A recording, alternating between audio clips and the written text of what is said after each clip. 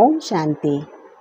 आज प्यारे बाबा के 3 सितंबर 2024 के मधुर महावाक्य। बाबा ने आज अपने महावाक्यों में सुनाया, बच्चे, जब कोई शारीरिक कष्ट आए, शारीरिक व्याधि आए, शरीर के बीमारी के रूप में कर्म भोग आता है, तो उससे तंग नहीं होना है। क्योंकि जब बीमारी आती है, शारीरिक कर्म भोगनी पड़ती है, तो कई बार बच्चे भी तंग हो जाते हैं और तंग होकर ये कहने लग जाते हैं, इससे तो ये शरीर छूट जाए तो अच्छा है, बाबा हमें अपने पास ले जाए, बाबा हमको इस शरीर से मुक्त करे।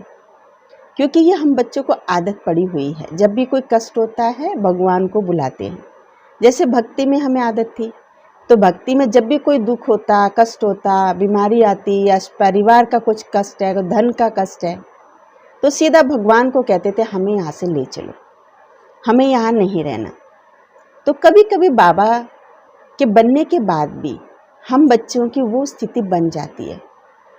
तो बाबा कहते, बच्चे तुम्हारा ये जो जन्म है ये कलयुगी नहीं है, ये जन्म तुम्हारा संगम युगी है। और संगम युग का ये तुम्हें शरीर मिला है, ये तुम्हारा मर्जीवा जन्म है। तो इस शरीर से तुमको अपनी भविष्य की कमाई करनी है, 21 जन्मों की स्वर्ग की कमाई करनी है, और पूरे कल्प की जो हम 84 जन्म लेते हैं उसकी भी कमाई हमको यहाँ ही करनी है। इसलिए भले ये शारीरिक जन्म हमारा कलयुग का है, लेकिन इस समय हम संगम पर हैं। इस समय हम भाग्य विधाता से मिलें, स्वयं भगवान से मिलें, उसके बच्चे बने, तो भगवान से भी हम इस शरीर के द्वारा ही कुछ ले सकते हैं। जो भी कुछ पुरुषार्थ हम करेंगे वो शरीर के द्वारा ही करेंगे। अगर ये शरीर छूट गया तो फिर कमाई कैसे करेंगे, आगे का जमा कैसे करेंगे। चलो छूट गया, हमने नया जन्म लिया, नए जन्म लेके हम छोटे बच्चे होंगे, तो छोटे बच्चे के शरीर से हम क्या कमाई कर सकेंगे। इसलिए बाबा ने कहा, बच्चे ये पुराना होते हुए भी अमूल्य है, क्योंकि इस शरीर से तुमको जन्म जन्मांतर की कमाई करनी है। इसलिए इस शरीर से कभी भी तंग नहीं होना है। अभी सुनते हैं बाबा के महावाक्य, बाबा के शब्दों में। बाबा ने सुनाया, मीठे बच्चे, तुम्हें किसी भी पतित देहधारियों से प्यार नहीं रखना है। जो योगी हैं, पवित्र आत्माएं हैं, उनसे स्नेह भले रखें, लेकिन जो कलयुगी हैं, पतित हैं, विकारी हैं देहधारी, उनसे प्यार नहीं रखना है। क्योंकि तुम पावन दुनिया में जा रहे हो। तो विकारियों से प्यार रखेंगे तो वो वाइब्रेशन रहेंगे ना। हमें जाना पवित्र दुनिया में, तो हमें पवित्र आत्माओं से स्नेह रखना है। एक बाप से प्यार रखो बस। इसलिए बाबा ने कहा, देह की दुनिया संबंध सबसे बुद्धि निकाल कर मुझे याद करो। इस पतित दुनिया के किसी भी शरीरधारी से प्यार नहीं रखना है, केवल एक बाप से प्यार रखना है। आज का प्रश्न है, तुम बच्चों को किस चीज से तंग नहीं होना है और क्यों? उत्तर है, तुम्हें अपने इस पुराने शरीर से जरा भी तंग नहीं होना है, क्योंकि ये शरीर बहुत बहुत वैल्यूएबल है। आत्मा इस शरीर में बैठकर बाप को याद करके बहुत बड़ी लॉटरी ले रही है। बाप की याद में रहेंगे तो खुशी की खुराक मिलती रहेगी। फिर जो कर्म भोग भी है वो भी महसूस नहीं होगा। बाबा हमें ऐसी खुशी की खुराक देते हैं, तो बाबा को याद करते रहें और खुशी की खुराक खाते रहें। ओम शांति। मीठे मीठे रूहानी बच्चे, अब दूर देश के रहने वाले, फिर दूर देश के पैसेंजर हो। हम आत्माएं हैं और अभी बहुत दूर देश जाने का पुरुषार्थ कर रहे हैं। ये सिर्फ तुम बच्चे ही जानते हो कि हम आत्माएं दूर देश की रहने वाली। ये हम बच्चों के अलावा ये बात कोई नहीं जानता कि हम कहाँ के रहने वाले। कहते तो हैं भगवान के यहाँ से आए हैं, भगवान के यहाँ ही जाएंगे, लेकिन वो कहाँ का रहने वाला है, कौन सा स्थान है, ये कोई नहीं जानता। ये केवल हम बच्चे जानते हैं कि हम दूर देश के रहने वाले हैं, और दूर देश में रहने वाले बाप को बुलाते भी हैं कि आ करके हमको भी वहाँ दूर देश में ले चलो। अब दूर देश का रहने वाला बाप तुम बच्चों को वहां ले जाते। हमने बुलाया है, अब वो बाप आया है और वो हमको भी ले जाने का पुरुषार्थ करा रहे। तुम रूहानी पैसेंजर्स हो, क्योंकि इस शरीर के साथ हो।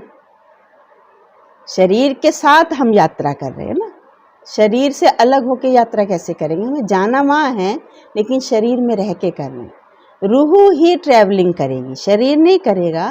ट्रैवलिंग रूह ही करेगी, शरीर तो यहाँ ही छोड़ जाना है, बाकी रूह ही यात्रा करेगी। रूह कहाँ जाएगी? कहाँ जाएगी रूह? अपने रूहानी दुनिया में, जहाँ सब आत्माएं पॉइंट ऑफ लाइट के रूप में होती है, वो हमारा घर है। ये है जिस्मानी दुनिया, वो है रूहानी दुनिया। बच्चों को बाप ने समझाया है, अब घर वापस जाना है, जहाँ से पाठ बजाने यहाँ आए हैं। ये बहुत बड़ा मांडवा अथवा स्टेज है। स्टेज पर एक्ट करके पाठ बजाकर फिर सबको वापस जाना है। नाटक जब पूरा होगा तब तो जाएंगे ना। अभी तुम यहाँ बैठे हो, तुम्हारा बुद्धि योग घर और राजधानी में है। यहाँ नहीं है बुद्धि योग, हमारा बुद्धि योग है अपने घर और अपनी नई दुनिया में। ये तो पक्का पक्का याद कर लो कि क्योंकि ये तो गायन है, अंतमति सुगति। इसलिए ये बात पक्की पक्की अंदर याद हो जानी चाहिए।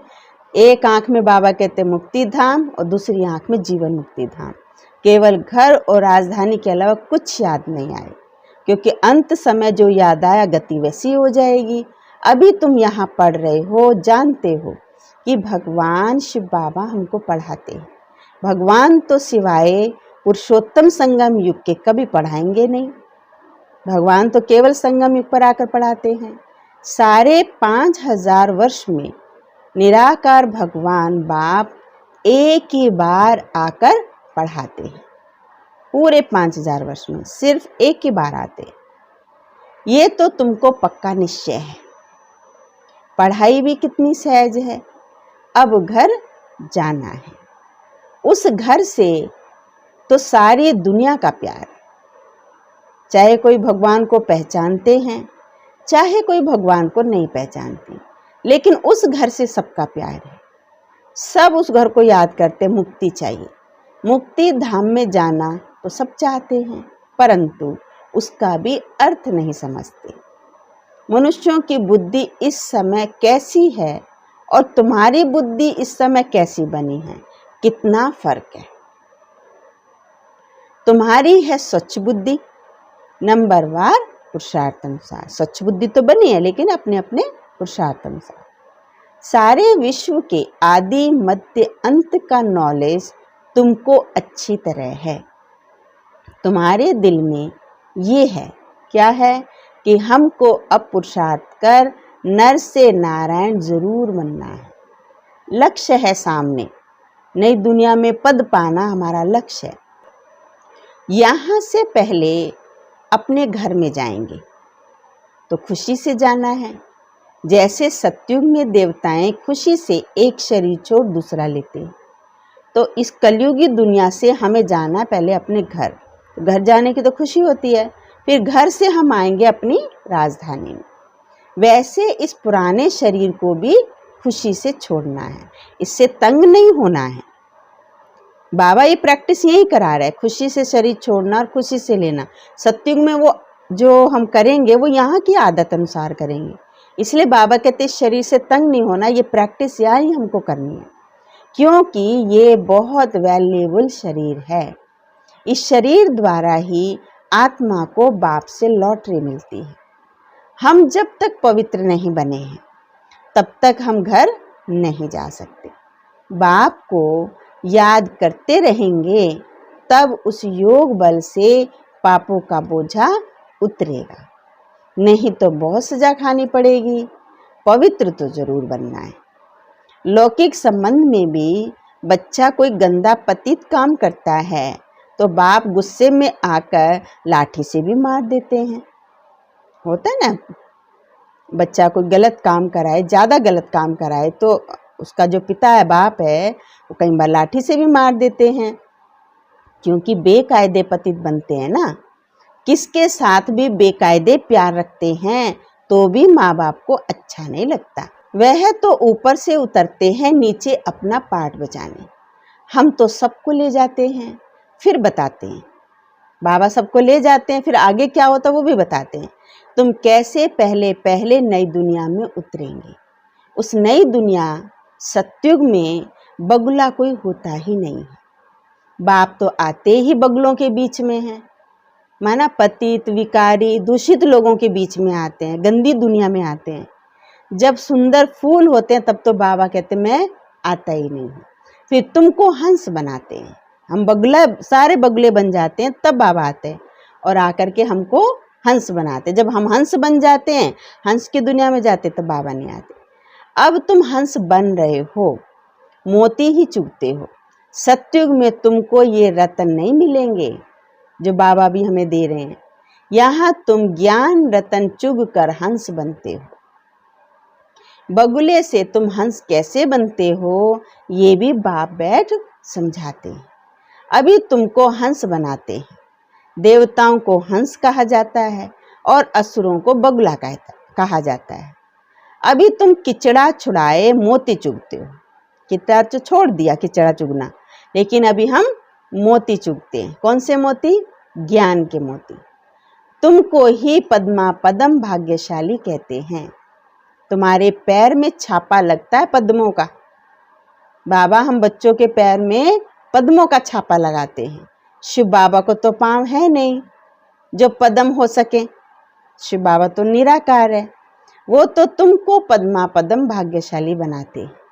बाबा कहते मैं तुमको विश्व का मालिक बनाने आया हूँ। ये सब बातें अच्छी रीति समझने की है। मनुष्य ये तो समझते हैं ना कि स्वर्ग था, ये तो सब लोग जानते हैं, स्वर्ग को याद तो सब करते हैं, परंतु कब था कैसे होगा ये पता नहीं। तुम बच्चे अभी रोशनी में आए हो। बाबा ने हमें पूरी रोशनी दी, सब चीज का ज्ञान दिया है। ये सब वो सब है अंधियारे में। ये लक्ष्मी नारायण विश्व के मालिक कैसे बने कब बने कुछ पता नहीं। 5000 वर्ष की बात है। बाप बैठ समझाते हैं, जैसे तुम आते हो पाठ बजाने वैसे मैं भी आता हूँ। तुम निमंत्रण देकर बुलाते हो। बाबा को हमने निमंत्रण क्या दिया? हे बाबा हम पतितों को आकर पावन बनाओ। और किसी को भी ऐसे कभी नहीं कहेंगे। और तो किसी को बुलाएंगे तो अच्छे स्थान पर बुलाएंगे, सजे हुए फूलों से सजा के सुंदर सी उसके लिए मंच बनाते हैं। लेकिन भगवान को हम कैसे बुलाते हैं? जब सुंदर स्थान होता तब नहीं बुलाते, जब बिल्कुल गंदा स्थान हो जाता है तब बुलाते हैं। किस लिए? कि आकर हमको इस किचड़े से छुड़ाओ, पतितों को पावन बनाओ। अपने धर्म स्थापक को भी ऐसे नहीं कहेंगे और किसी को नहीं कहते, धर्म पिता को भी ऐसे नहीं कहते कि आकर सबको पावन बनाओ। क्राइस्ट व बुद्ध को थोड़ी पतित पावन कहेंगे। गुरु वह जो सद्गति करे, वो तो आते हैं, उनके पिछाड़ी और सबको भी नीचे ही आना होता है। क्राइस्ट आए, बुद्ध आए, इब्राहिम आए, उनके बाद उनके धर्म की आत्माओं को भी नीचे ही आना है। तो उनको तो सतगुरु नहीं कह सकते, गुरु नहीं कह सकते, वो तो वापस नहीं ले जाते। यहाँ से वापस जाने का रास्ता बताने वाला, सर्व का सद्गति करने वाला अकाल मूरत एक बाप ही है।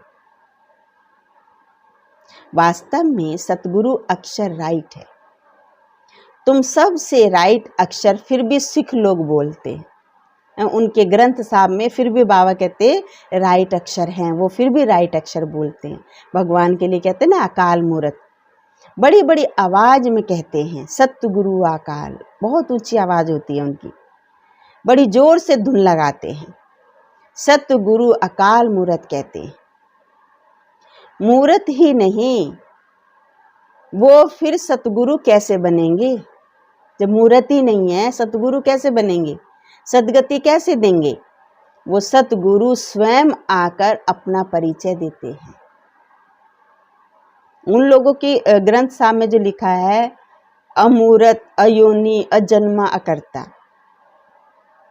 लेकिन कैसे वो सदगति करते हैं? जो मूर्त ही नहीं है, कुछ आकृति नहीं है, तो कैसे वो सदगति करते हैं? कैसे सबके सदगुरु बनते हैं? ये तो खुद बाप ही आकर बताते हैं। ये कैसे मैं सबकी सदगति करता हूँ। अपना परिचय बाबा खुद देते हैं कि बच्चे, मैं तुम्हारे मिसल जन्म नहीं लेता हूँ। और तो सब शरीरधारी बैठकर सुनाते हैं, तुमको अशरीरी रूहानी बाप बैठ समझा रहे हैं। हमको कोई शरीरधारी नहीं सुना रहे, हमको स्वयं अशरीरी परमात्मा सुना रहे। रात दिन का फर्क है। इस समय मनुष्य जो कुछ करते हैं वो सब रोंग करते हैं, उसमें कुछ राइट नहीं है, वो सब रोंग कर रहे हैं। क्योंकि रावण की मत पर है ना, हर एक में 5 विकार प्रवेश है। अभी रावण राज्य है। ये बातें डिटेल में बाप बैठ समझाते हैं, नहीं तो सारी दुनिया का चक्र का मालूम कैसे पड़ेगा? बाबा डिटेल में नहीं समझाए थोड़ा, तो कैसे इस चक्र के बारे में मालूम पड़ेगा? ये चक्र कैसे फिरता है मालूम पड़ना चाहिए ना। ये भी तुम नहीं कहते हो कि बाबा समझाओ, ये भी थोड़ी कहते हैं। हम तो बस ये कहते हैं आओ पतित पावन आओ। आप ही बाप समझाते, हमको तो पता ही नहीं है क्या चीज़ समझनी है क्या चीज़ नहीं समझनी है, तो बाबा खुद समझाते हैं।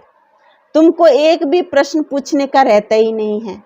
भगवान तो बाप है, बाप का काम है सब कुछ आप ही सुनाना, आप ही सब कुछ करना। बच्चों को स्कूल में बाप आप ही बिठाते हैं ना, बच्चे थोड़ी कहते हैं हमको स्कूल में बिठाओ, बाप आप ही बिठाते हैं। नौकरी पर लगाते हैं, फिर उनको कहते हैं 60 वर्ष बाद ये सब छोड़ भगवान का भजन करना। ऐसे सिखाया जाता था, खुद करते थे फिर उनको सिखाते थे। वेद शास्त्र आदि पढ़ना, पूजा करना। तुम आधा कल्प पुजारी बने, फिर आधा कल्प के लिए पूज्य बन रहे हो। आधा कल्प 2 युग तक पूजा की, फिर बाबा आके हमको आधा कल्प के लिए पूज्य बनाते हैं। पवित्र कैसे बनते हैं ये बाबा आके हमें बताते हैं। उसके लिए सहज रीति समझाते हैं। फिर भक्ति बिल्कुल छूट जाती है। जब समझ में आ गया ज्ञान तो भक्ति बिल्कुल छूट जाती है। वो सब भक्ति कर रहे हैं, तुम ज्ञान ले रहे हो। इसी दुनिया में वो भक्ति कर रहे हैं, हम ज्ञान ले रहे हैं। वो रात में है, तुम दिन में हो, अर्थात स्वर्ग में। गीता में लिखा है मन मना भव, ये अक्षर तो मशहूर है, गीता पढ़ने वाले समझ सकते हैं। बहुत सहज लिखा हुआ है, कोई मुश्किल नहीं है, बहुत सरल रीति से लिखा, सरल शब्दों में लिखा है। सारी आयु गीता पढ़ते आए हैं, कुछ भी समझते नहीं है। इतनी बार गीता पढ़ी है, कुछ बुद्धि का जो ताला वो खुलता नहीं है। अब वही गीता का ज्ञान, गीता का भगवान बैठ दे रहे हैं, तो पतित से पावन बन जाते हैं। उस गीता के भगवान से खुद बैठ करके वो सुनाते हैं और हम सुनते हैं, तो हम पति से पावन बनते हैं। अभी हम भगवान से गीता सुनते हैं, फिर औरों को सुनाते हैं और पावन बनते हैं। बाप के महावाक्य है ना, ये है वही सहज राजयोग। मनुष्य कितने अंधश्रद्धा में डूबे हुए हैं, तुम्हारी तो बात ही नहीं सुनते हैं। इतनी भक्ति की रूढ़िवादिताओं में, अंधविश्वास में फंसे हैं। बाबा के बच्चे बताते तो वो बात सुनते नहीं है। ड्रामा अनुसार उन्हों की भी जब तकदीर खुले तब आकर वो समझें। तुम्हारे पास तुम्हारे जैसी तकदीर और कोई धर्म वालों की नहीं होती है। बाबा ने समझाया, ये तुम्हारा देवी देवता धर्म बहुत सुख देने वाला है। तुम भी समझते हो कि बाप तो ठीक कहते हैं, दिल में लगता है। शास्त्रों में तो वहाँ भी कंस रावण आदि बैठ दिखाए हैं। वहाँ के सुख का तो कोई को भी पता नहीं है। क्या सुख वहाँ होगा, स्वर्ग, ये किसी को पता नहीं। याद तो सब करते, अच्छा सबको लगता है स्वर्ग नाम, पर स्वर्ग के सुख का नहीं पता। भल देवताओं को पूजते हैं, परंतु बुद्धि में कुछ भी बैठता नहीं। अब बाबा कहते, बच्चे मुझे याद करते रहो। ऐसे कभी सुना कि बाप बच्चों को कहे तुम मुझे याद करो? नई बात है, कभी नहीं कहा, लेकिन यहाँ बाबा को कहना पड़ता है। लौकिक बाप कभी ऐसे याद कराने का पुरुषार्थ करते हैं? नहीं करते हैं। ये बेहद का बाप बैठ समझाते हैं, तुम सारे विश्व के आदि मध्य अंत को जानकर चक्रवर्ती राजा बन जाएंगे। पहले तुम जाएंगे घर, फिर आएंगे पाटधारी बनकर पाट बजाने नई दुनिया में। अब किसी को भी पता नहीं पड़ता कि ये नई आत्मा है कि पुरानी आत्मा है। नई आत्मा का नामाचार तो ज़रूर होता है, किसी किसी का बहुत नामाचार है। तो बाबा ने तो ये हमको बता दिया है कि जो नई आत्मा ऊपर से आएगी उसका शो अप जरूर होगा, चाहे भले उसका लास्ट जन्म है, एक ही जन्म है, तो एक ही जन्म में उसको प्रख्याति भी खूब मिलेगी और उसी जन्म में वो डाउन भी होगा। तो नामाचार तो उसका ज़रूर होगा क्योंकि ऊपर से आ रही आत्मा। अभी भी देखो कोई कोई का कितना नामाचार होता है, मनुष्य ढेर आ जाते हैं, कितने ढेर उनके पीछे जाते हैं लोग, बैठे बैठे अनायास ही आ जाते हैं, तो वो प्रभाव पड़ता है। बाबा भी इसमें अनायास ही आते हैं, ब्रह्मा बाबा में शिव बाबा भी जो आए तो अनायास ही आए ना, तो वो प्रभाव पड़ता है। वो भी नई आत्मा आती है तो पुरानों पर उसका प्रभाव पड़ता है। टाल टालियां निकलती जाती है तो उनकी महिमा होती है। किसको पता ही नहीं रहता कि इनका नामाचार क्यों है। नई आत्मा होने से उसमें कशिश होती है तो सबको उसकी खींच होती है, सब अपने आप खींचे जाते हैं उसकी तरफ। अभी तो देखो कितने ढेर झूठे भगवान बन गए, आज के समय में कितने झूठे भगवान बन गए हैं। इसलिए गायन है कि सच की बेड़ी हिलती डुलती है लेकिन कभी डूबती नहीं। तूफान बहुत आते हैं क्योंकि भगवान खिवैया है, बच्चे भी हिलते हैं, नाव को तूफान बहुत लगते हैं। और सत्संगों में तो ढेर जाते हैं ना, परंतु वहाँ कभी तूफान आदि की बात नहीं होती। क्यों नहीं होती? क्योंकि उन सत्संगों में वही बातें सुनाई जाती है जो पहले से सुनी हुई है, कोई नई बात नहीं है, तो तूफान की बात नहीं है। लेकिन यहाँ बाबा के पास आते हैं, बाबा तो हमको सब नई बात सुना रहा है, तो फिर यहाँ तूफान लगते। यहाँ अबलाओं पर कितने अत्याचार होते हैं, परंतु फिर भी स्थापना तो होनी है। कितना भी कोई विरोध करे, विघ्न डाले, फिर भी सत्युग की स्थापना का कार्य तो होना ही है। बाप बैठ समझाते हैं, हे आत्माएं, तुम कितना जंगली कांटे बन गए हो। दूसरों को कांटा लगाते हो तो तुमको भी कांटा लगता है, दूसरों को चुभाएंगे तो हमको तो लगेगा ही लगेगा। रिस्पॉन्ड तो हर बात का मिलता है। वहाँ दुख की छीछी बातें होती ही नहीं हैं। वो दुनिया ही स्वर्ग है, तो वहाँ दुख की कोई बात, ना देने की ना लेने की कोई बात दुख की वहाँ होती ही नहीं है। इसलिए उसको कहा जाता है स्वर्ग। परंतु समझते नहीं है, कहते हैं फलाना स्वर्ग गया। ये कहना भी वास्तव में रोंग है। निराकारी दुनिया को कोई हेवन नहीं कहा जाता। स्वर्ग निराकारी दुनिया नहीं है, वो है मुक्ति धाम। ये फिर कहते हैं स्वर्ग गया, ये नहीं कहते मुक्ति धाम गया, कहते स्वर्ग गया। तो मुक्ति धाम थोड़ी स्वर्ग है। अब तुम जानते हो ये मुक्ति धाम है आत्माओं का घर। जैसे यहाँ घर होते हैं, भक्ति मार्ग में जो बहुत धनवान होते हैं वो कितने ऊंचे ऊंचे मंदिर बनवाते हैं, बड़े बड़े मंदिर बनवाते हैं। शिव का मंदिर देखो कैसा बनवाया हुआ है, कितने बड़े बड़े आलीशान मंदिर बनाए हैं जो हर हाथों की जड़त उसमें रहती है। लक्ष्मी नारायण का मंदिर भी बनाते हैं तो सच्चे जेवर आदि कितने उसमें लगाते हैं, बहुत धन रहता है। अभी तो सब झूठ हो गया। अभी तुम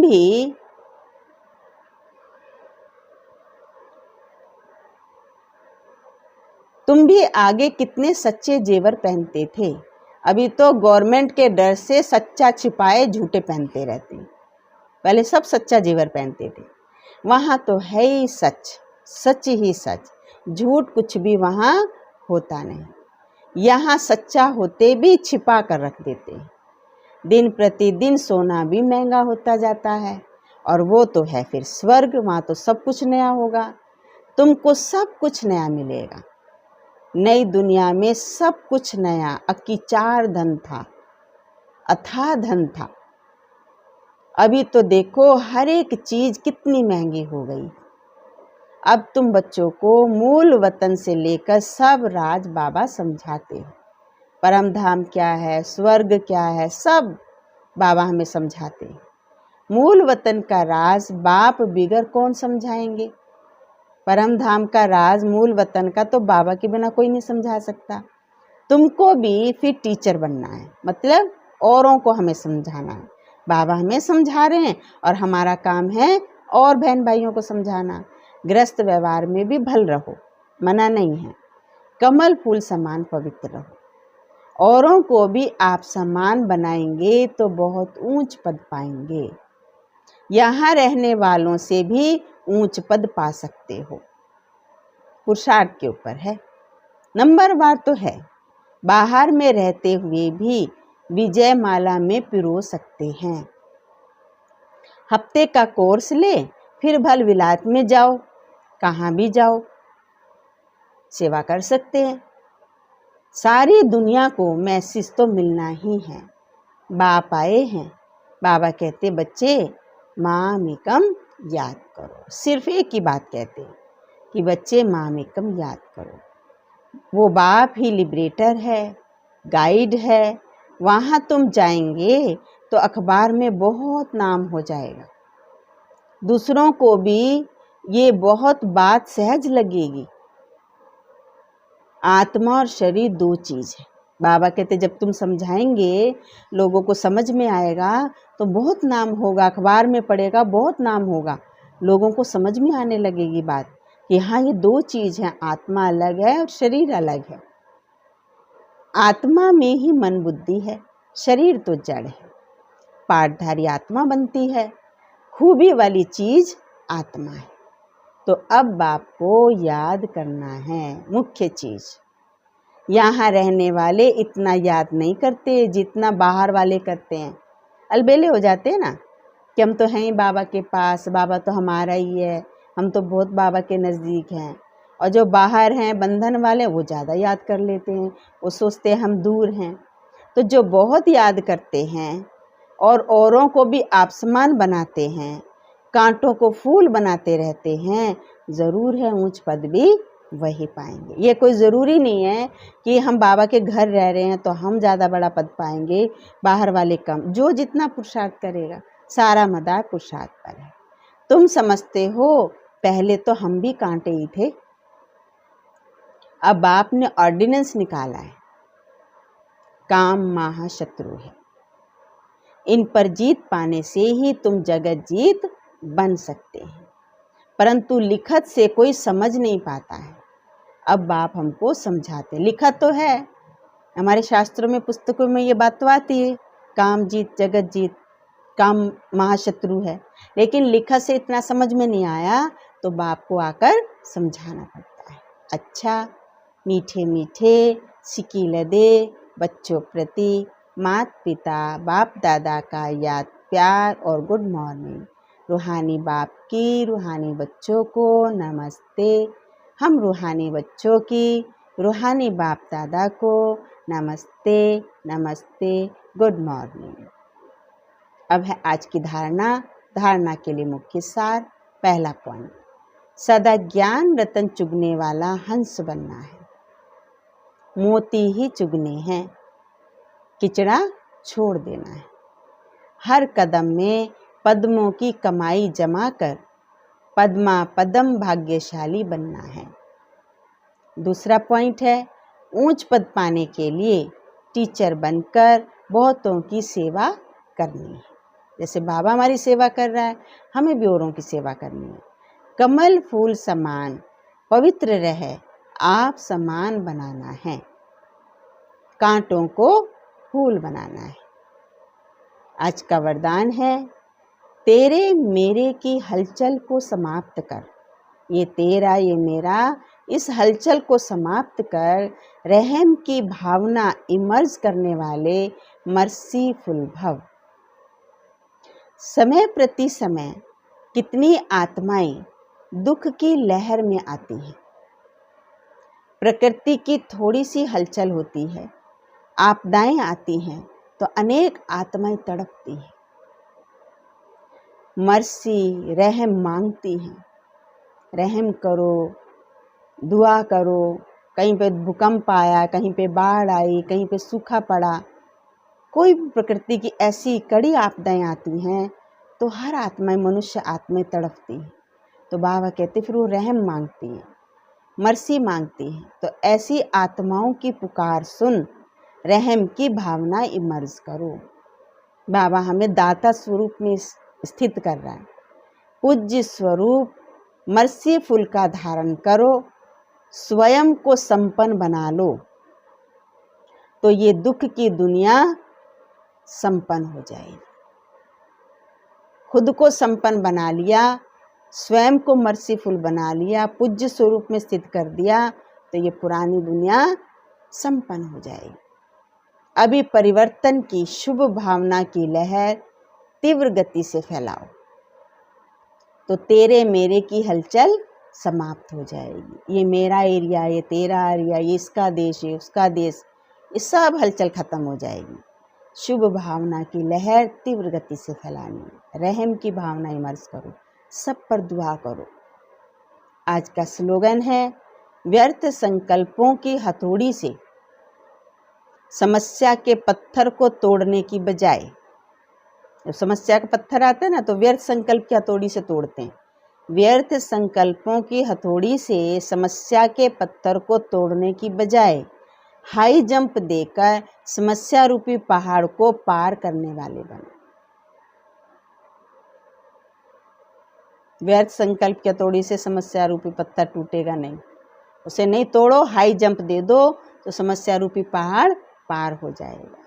ये थे प्यारे बाबा के महावाक्य। अच्छा, ओम शांति।